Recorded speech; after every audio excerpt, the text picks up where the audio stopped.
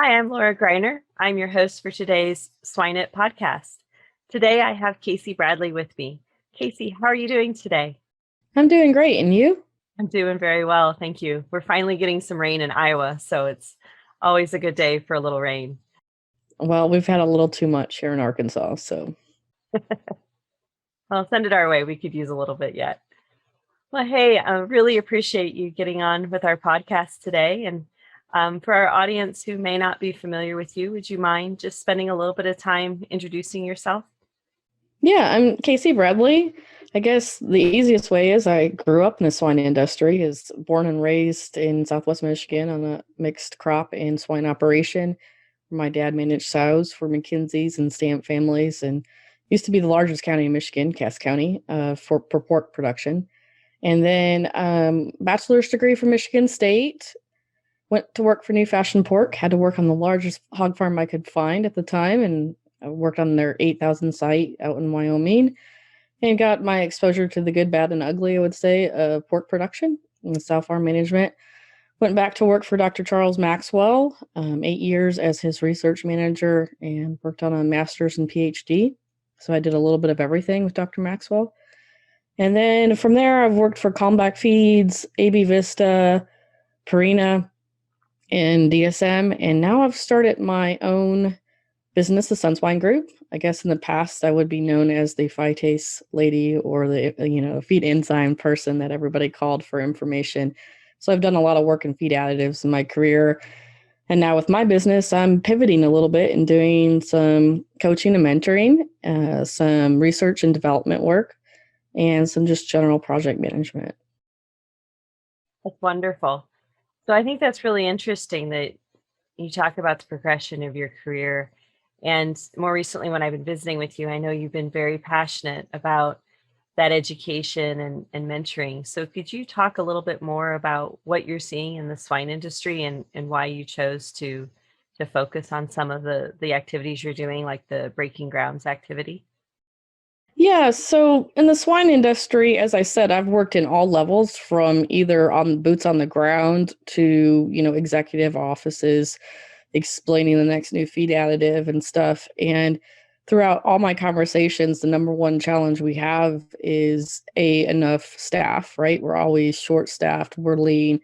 And then you take that to another step further. And if we had our ideal wish, we'd all have somebody like myself who's grew up with pigs, understands how to handle pigs and is an animal handler and has those experiences, but that's not really the case of what the type of employee we get. You take that to college and the work I've done 8 years, every 2 years, I'd get a new batch of students to help me manage my research. And so I got acclimated to the different challenges students have. And, working in academia and the industry, I've really seen this disconnect between what your job's going to be and what you're taught in school. And so I see that a challenge no matter what area of our swine industry or animal nutrition world you work in, it's a challenge. And I also see the students, struggling a little bit more maybe than the past of the sink and swim type of mentality we used to have. And you didn't really have a lot of resources. You couldn't really call for help. You had to figure things out. And I think the younger employees coming out have a little more challenge than I guess what we used to. And maybe it's the change of how we've taught them or how they've learned. And I almost say as a mother, been micromanaged by their parents, that they're involved in all these activities. They're always busy on the go. Somebody's got their calendar booked. And then when you give them their own calendar and their own path, they struggle of where to go, where it was so controlled maybe in the past. And so I've always had the passion of helping others.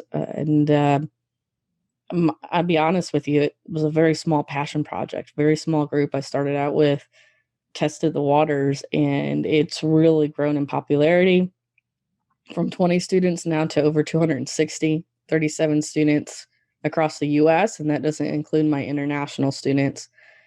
And so it's really grown. And then what I thought was amazing on the Breaking New Grounds, which is a small mentor groups that we're having right now, our pilot project on that, is how many volunteers I had to be mentors. It doesn't take much to ask. And I think that's amazing how many people want to help the younger generation succeed, get to know them. And in the past, as a graduate student, I didn't feel that, right, when I went to Midwest meetings and stuff, and finding the mentors. And I felt challenged to go up to even you, Dr. Greiner, and introduce myself back then. And so it's ultimately, hopefully, to make that a easier connection and transition. And I realized once I've gotten to know you and other professionals, we're not as scary as some of the students think we are. So how can we, help them succeed? And creating a program, as I said, it's a passion project. A lot of discussions around, do we turn this into a nonprofit and do some other things with it? And so I'm really excited about some of those opportunities. Wonderful.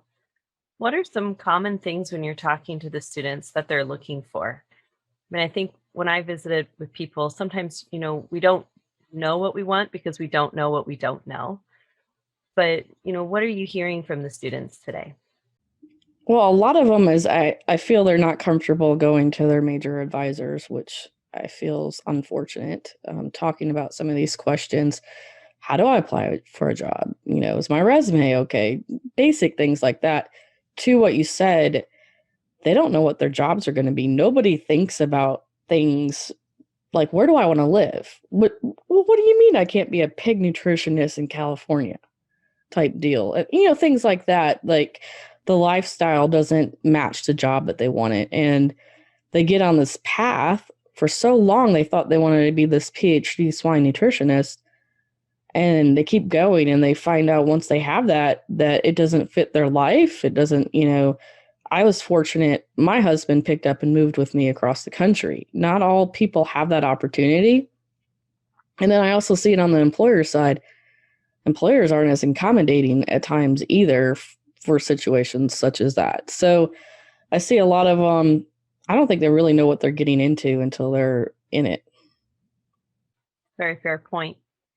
Do you spend much time talking to employers? I mean, I know you've obviously worked with undergraduate students over your career, and you've been in the industry, so you've worked with, new hires, but have you talked to employers about what maybe our students are missing, that as we do a mentoring program, we should be focusing on, not just answering the questions about the job and the lifestyle expectations, but, how do we help give them the skill set that they might need that maybe we're not getting in college yet?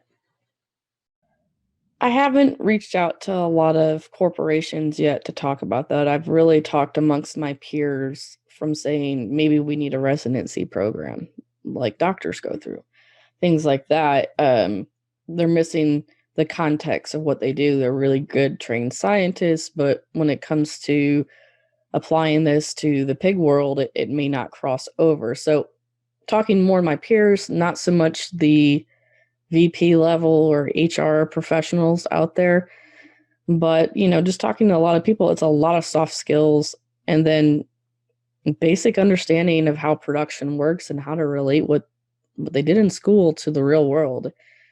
And, we do a lot of internships, and a lot of our internships are 12 weeks. You go to work in a production system, you get to do a small research project, you get to explore the different jobs.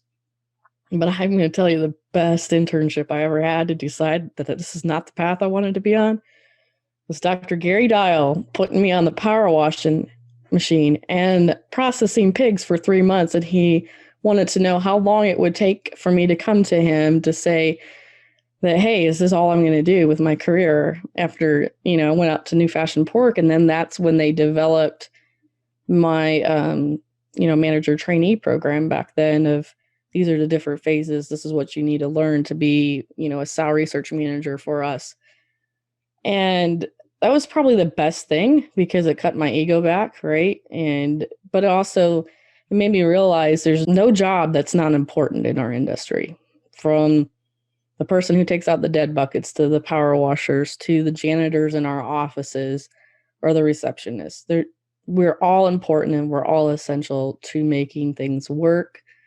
And I think that was really important. So I didn't do a formal internship program in my career, but that experience was the best thing I ever did. So, and I'll be the first one to tell you that, give me a power washer any day versus some of the stuff we have to do, because your phone, it doesn't matter. It doesn't ring. No more emails. It's just you and the power washer. Yes. Yep. There were days I loved to do power washing just to clear my head. Hmm. It was great time just to focus in and think about whatever and try not to get sprayed in the face with feed when you hit the feeders, right? But Yeah. yes, I agree. And I think that's really important, is to expose our students to a wide variety of um, of jobs and potential, because I can remember having interns and talking to them about, oh, this is what the logistics team does, or this is what HR does. And you can have a passion about animals, and you can do some things that, if you love people, maybe HR is really, the better place for you than farrowing sows or other things. So I think that's great that you're giving those students a chance to ask those questions now, and to interact with people in the industry, to really be comfortable to ask those tougher questions that maybe we don't want to ask when we're in an internship or ask our advisor. So I think that's wonderful. Yeah, it's been a lot of fun. I've learned a lot from them too. And, I always go into every situation to try to learn as much as I teach. So it's been a great opportunity. Wonderful. We were also visiting a little bit, Casey, before we started our discussion here for the podcast, about just some of the things you're interested in terms of sows. I mean, I can remember you and I sitting around a table years ago talking about, I love sows, and I know sows are a passion of yours. And over the years, we've talked multiple times about creating collaborations and programs. And really, when you talk to people and you look in the industry, at least in the United States, and we talk sow research, commercial sow research, there's really not a lot of places that do it. A lot of us will do it in a commercial barn, but it's not designed for Right. research, right? So what are your thoughts on sows, and how we get that information to really make a decision on such an influential part of our industry? Well, I definitely think you hit the nail on the head with influential part. I think there's a lot we forget, that if you set the pig up right from the sow perspective, that the other challenges we have down the road go away. And we use the excuse we don't have the labor, biosecurity, different things, and cost, because we don't have good economic models to consider new technologies or new ways of doing things, and we're so short staffed, right? So to me, that's kind of where my passion is, sow research. I've been asking every company since I left my PhD to build me a sow research farm. Every genetics company, anybody that come along, hey, we need to have a sow research farm. So it's not something I've been thinking about over the last year. This has been my passion, right?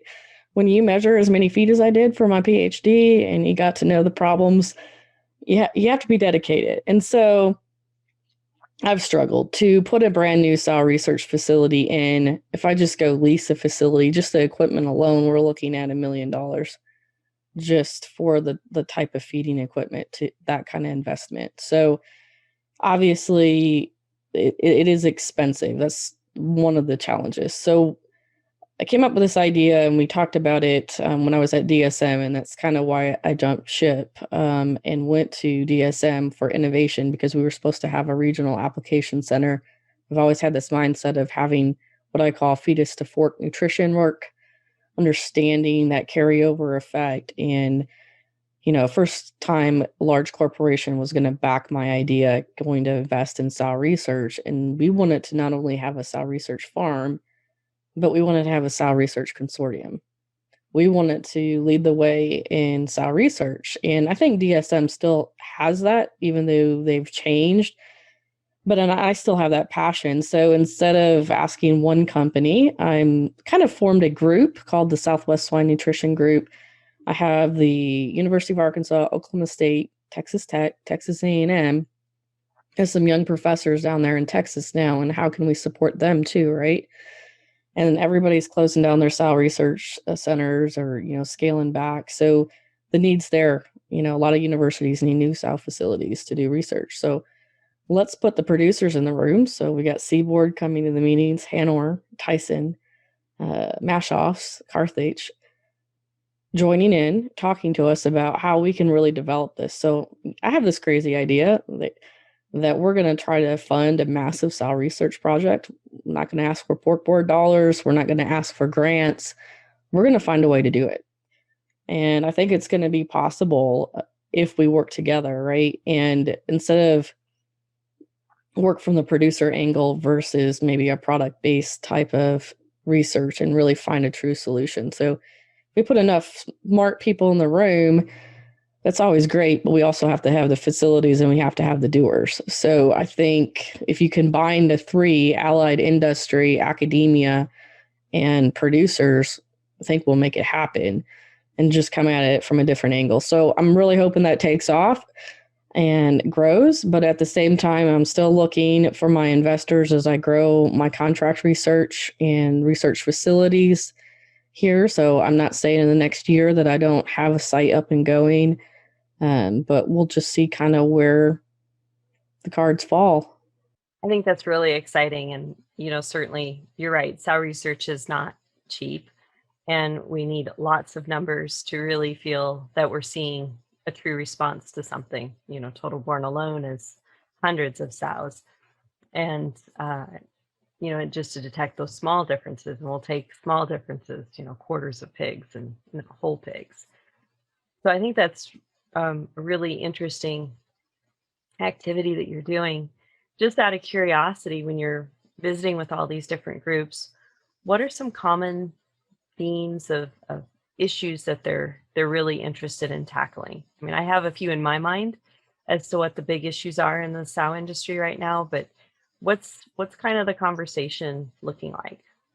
I guess sow longevity and sow mortality, that was what my PhD work was in. And, we had a much lower mortality rates back then, and we still were looking for solutions. Fast forward 10 years, the problem's grown and we're still looking for solutions. And so obviously that's the number one thing. We hear a lot about E. coli challenges in the nursery, which, in my opinion, is probably starting more in the sow potentially. So you hear a lot of that. And then this question around gilt development, nobody's raising their gilts properly and their finisher pigs. And how can we change that?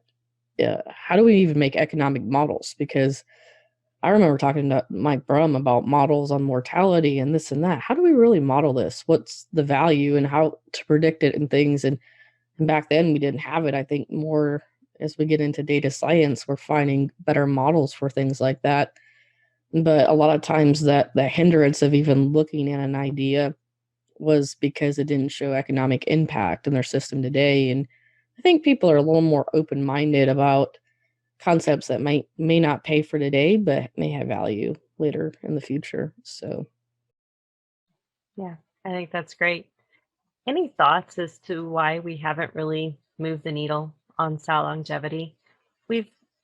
I did a talk not that long ago and was digging in the literature. And if you look at information from Denmark and you look at information, from the US and you look 10 years ago, 20 years ago, it's the same conversation, right? It's all around lameness and we've introduced organic minerals and we've introduced all these things into the industry. And yet we haven't really changed that needle. Have you put any thought into that yet as to why we haven't? That's a dangerous question of who I'm going to make happy on this phone call and who I'm going to make angry. And let's just go back to my childhood of raising pigs outdoors. They had to be sound to survive. And we maybe didn't keep them as long. We had different management practices, right? And I think it goes back to stockmanship. I think it goes back to slowing down, taking our time, and doing things right. I'm not saying we go out on dirt, but I remember people saying, oh, well, if we get rid of the crates, I can't raise sows. And I think we've proved that wrong with these large groups. And I've been in group housing, and it's amazing to see that. And we do that for the consumer, but every time we learn maybe something new that we could do better, I'm not going to blame the gestation crate because I'm a proponent of that as well from a lot of different angles. But I think it gets back into what are we genetically selecting for? And, we think it's cool to have 40 pigs per sow, and then you have everybody screaming at you, how do I take care of those 40 pigs per sow per year? So you create new challenges. And this conversation 𝗔𝗽𝗏𝗧 and I had, when I was at 𝗏𝗏𝗏 is he'd say instead of having, 28, 30 good pigs, if it was more profitable for him to have 25 really good pigs, looking at it from sow to finish, that's something we look at. So have we, because of ego, I guess, or presumed profitability, gone too far and we've created other problems? And I remember a couple of years ago, I presented at Midwest Swine Nutrition on sow mortality and things we're not looking at. And I took the literature from the humans on the pelvic organ prolapses. And it really goes to ligaments, it goes to collagen formation, deficiencies in serine, glycine, vitamin C, things like that. And we're not doing any type of nutrition work in those areas anymore, especially with sows. And nobody wants to think about it. And, presented it. A lot of people thought some good ideas came out of it, and then nothing. So, yeah, we're not asking the hard questions, and we're not following up where we need to. And for some reason, there's this stigma that we can't cross species and learn from them or even humans. So, I mean, I think the answers in pelvic organ prolapses, or whatever we want to call those, is in the human literature already. And there's, we know zuranolone can be an issue with that, with the estrogen metabolism. And you look at female athletes, that there's a certain part of their menstruation cycle to where they become prone to ACL tears, which is really prevalent in young female athletes and stuff. And, you go into these pelvic organ prolapses and, especially zuranolone and trying to correlate those or combine them. Is that what caused it? But yet you take a feed sample, this happens all the time. Microtoxins, I got microtoxin, 𝗫𝘶, they're not eating. We take a feed sample, the feed's just fine. And, 2 weeks later, we don't, even on something like that, we don't know the prolonged effects of maybe pulses of toxins or pulses at the right time. And then, nothing to belittle the research we've done. We found water quality could be correlated. And, the rectum pictures, I can't remember the right term that they use for that, but I'm like, she's constipated type deal. So I think, we're looking for solutions in the wrong places, or we're looking at the problem in a wrong perspective. Yeah, I think there's certainly a lot we can gain from human literature. I can remember years ago, we were sitting around the table and having a conversation about selecting the right gilts for optimal total born at the time, is what we were chasing.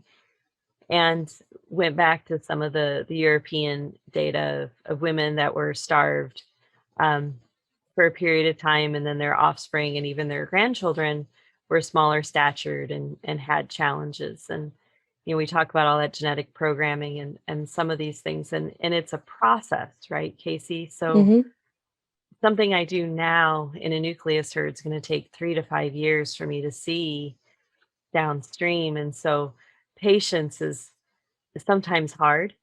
And to make one change and wait 3 years and not make another change in between is really very difficult in production systems. And so I think too, some is just, trying to watch for the change is hard to do. Disease comes in and leaves, and diets change, right? Corn prices go up and we change our diets, and just changing out our diets can change our vitamin levels and inherent mineral levels. And so I think you bring some really interesting points. I think we still kind of struggle with how we put it all together, right? Yeah, I think it goes into the point that we need some different tools. We need some different scientists out there, tools and scientists, people who can dig into the data and the numbers and really understand it. They may not understand production, but you team that person with somebody who has boots on the ground and can talk a little statistics and math and get the grasp of it. And I think that's where magic happens. So developing a very diverse workforce instead of the traditional nutritionist type of PhD program we have, I think, goes back to the student and the employee development. And I like the Google perspective as well. Instead of, hiring for bachelor's degrees, they're hiring people with like Python certificates if they just need a coding person. So I think when we talk about tools, that's people and technologies. There's a lot of things we measure in the blood, in the milk, I measured minerals in hair, things like that, non-invasive things, the saliva test and things. I think things we're already doing, can we find new things to look at? What we're going to call biomarkers, I guess, is what the term is. And that could be very broad, but, is there new tools that we need to develop to understand this better? Zearalenone, for instance, if microtoxins a continuous issue, is there a tool that we can make it a lot cheaper and kind of know what's going on farm every day and track that, right? And then make some decisions. But we don't have a lot of the pieces to the puzzle to solve problems. Sow mortality is a very complex issue. And we say genetics is one component, nutrition's another, guilt development's another, and so on. And, you get into epigenetics and all that, and, fetal programming and stuff. It's complicated. And so we need to think of the tools we need to create and have on farm. It can't just be some $1 million machine sitting in somebody's laboratory. It's like we need to have practical tools and assessments that we can do on farm. And then we need somebody sitting with $1 million server or whatever, spitting data back out, telling us what direction we need to go into. So machine learning, I guess, would fit into that as well. So very interesting concept. So hopefully some of what you're doing now can kind of start to put the boots on the ground, if you will, and get that information pulled together. I think that would be wonderful and a great step forward for our industry to help our sow longevity project that we've all been working on for many, many years. I think that's the next pressure we're probably going to have as an industry, is the activists have taken crates away, they've taken, different things away. And same with Europe, now from legislation perspectives, they can't do motherless rearing. They're trying to eliminate that from a welfare standpoint, certain mortality issues from a welfare standpoint. And that's just coming here to the US and the rest of the world as humans struggle with the ethics of producing animals for food. And, it's just challenges that we'll have to face, but we massively need tech and we need tools to meet these new challenges. And I think that's interesting. So when you think about your students and some of the training that you're doing, that could be really intriguing to tie that in, right? Once we identify that technology or those tools, to have that training for those students to kind of be that specialized person to go out into the industry, I think would be really helpful. We talk a lot about that as far as making sure we have people that understand the technology. I mean, even the simple things today, like the computer generated ventilation, controllers and those types of things, we need people that understand it, but not just understand what it's providing us for that information. So I think you have a really nice kind of model set up that if you can implement here and then help mentor those students and educate them and get them the right pieces of information, you could create some really, really valuable employees down the road for the industry. Well, that's the goal. As I said, it's everybody thinks, oh, she's got so much going on, but it's really a master plan of how to connect it all back together and bring it together in a solution versus just one segment, and thinking, broader appeal to that, I guess, or landscape. One of the things that I caught you saying a little bit ago was around that we do gestation pens now for the consumer, right? That's what the consumer wants. And certainly we know some states are requiring that today. So it used to be what we would define as niche markets, but obviously now it's not niche, it's part of the industry and the mainstream part. But what are you seeing in terms of niche markets today? I know you do a little bit of work with some of our niche producers, and where are they headed and what trends are they seeing? Because again, I think that can sometimes be a good predictor as to where we might have to head, 10, 15 years down the road mainstream. Yeah, so what's been really cool about this last year is I still get to work with the integrated market. So I understand the high tech, the high production.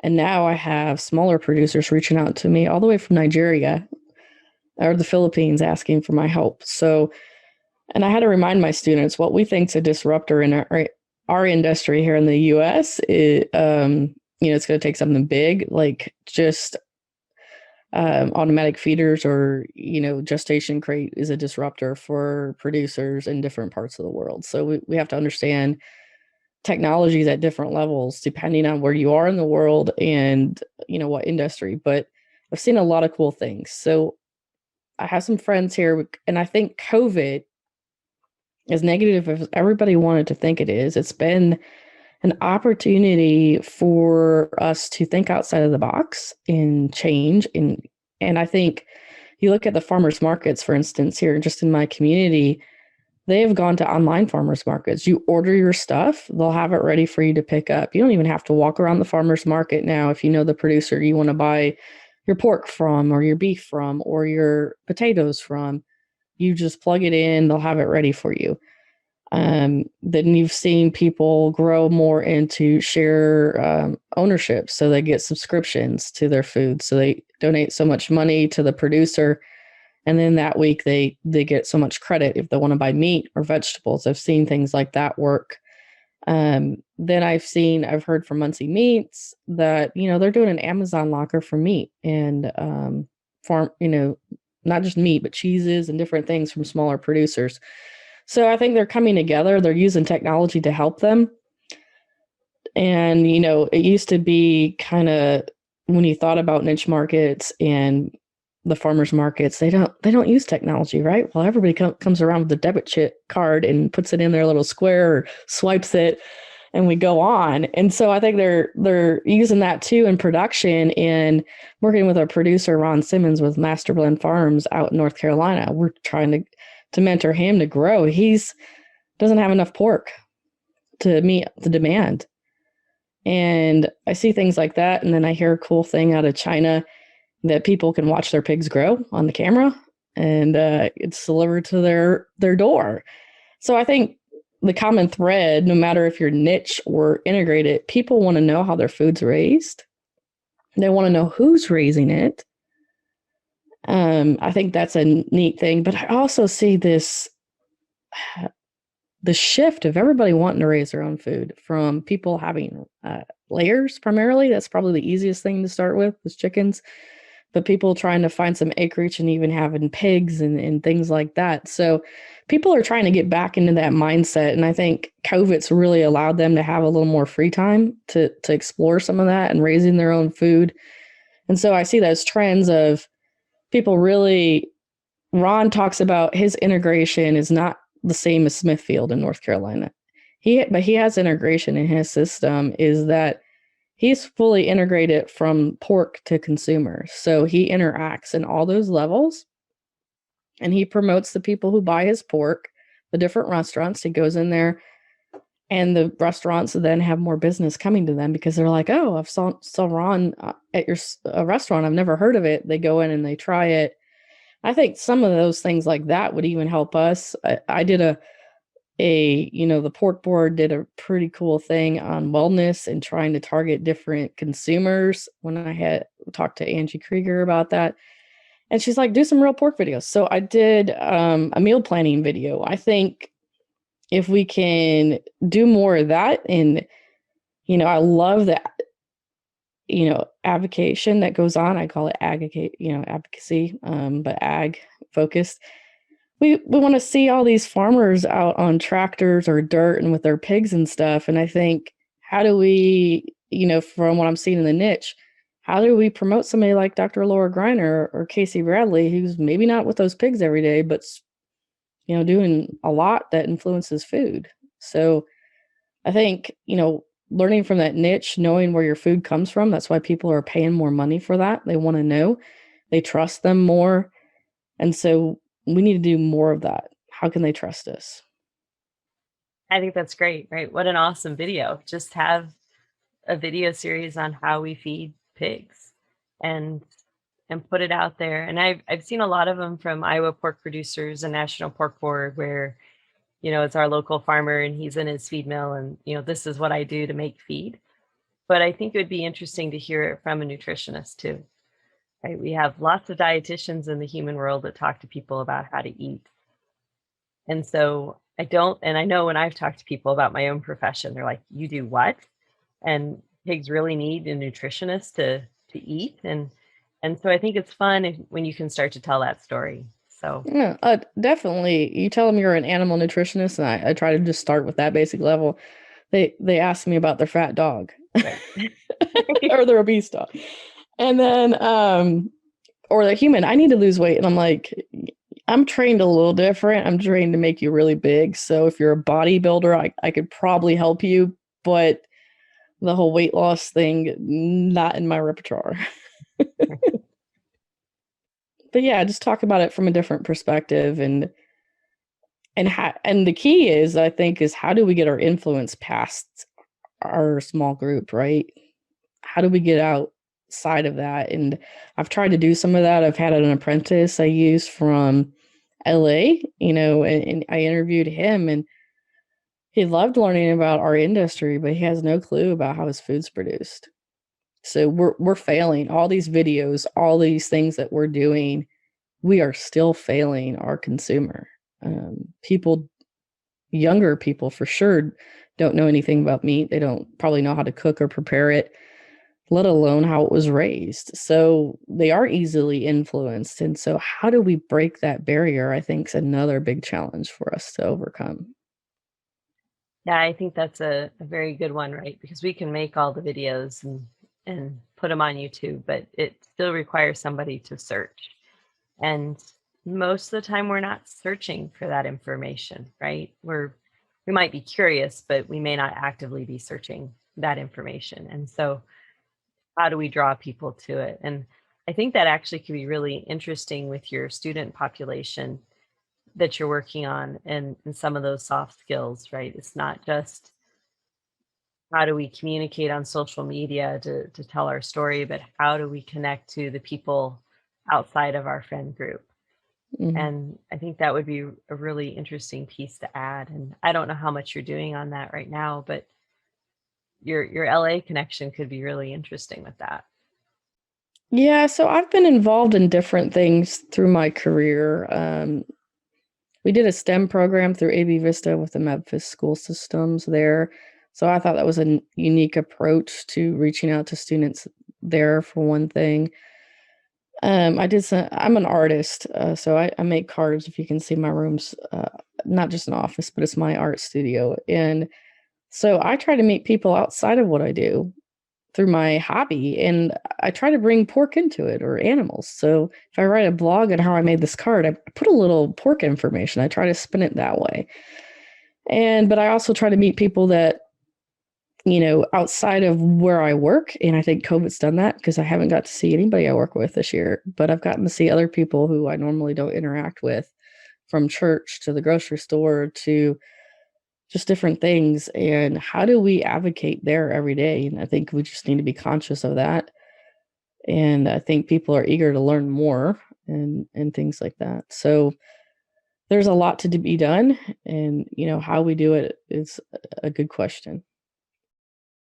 Yeah, well, we certainly have taken the gamut, haven't we, Casey? We started from Yeah. talking about our students and how we mentor them to, creating a sow consortium to help with sow longevity and address some of the issues, but then bringing that back into getting our students set up with the right technology and the tools to help move anything that we find forward, right? To move our progress forward.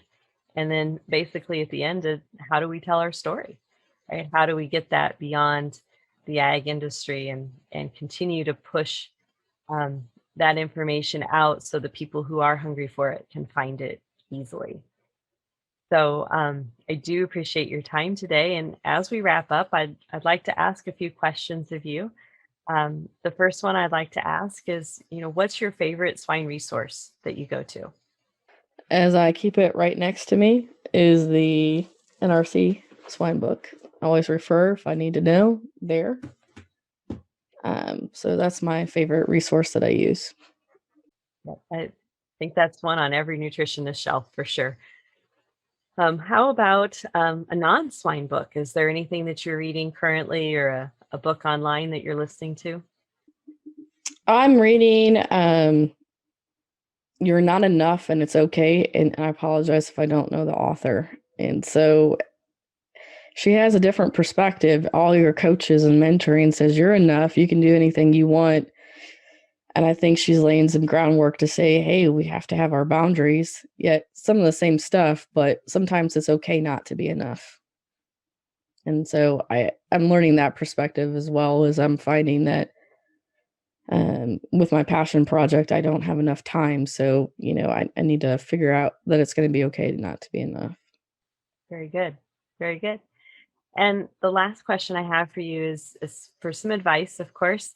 When we think about, or when you think about in particular, people that you define as successful in this profession, what traits stick out to you? What are some key characteristics or